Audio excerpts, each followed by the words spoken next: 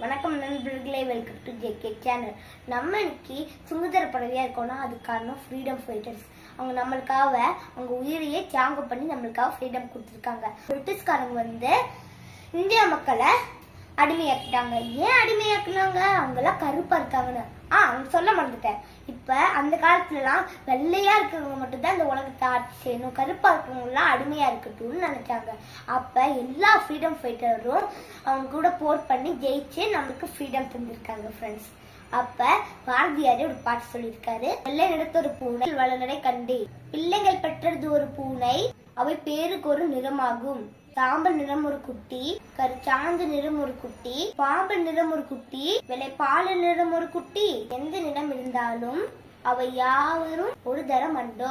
அதே மாதிரி பூனைக்கும் அதோட குட்டி எந்த கலர்ல இருந்தாலுமே அது கவலைப்படாது, எல்லாருக்குமே ஒரே பாசத்தை தான் காமிக்கும். அதே மாதிரிதான் நம்ம வேற்றுமையில் ஒற்றுமை.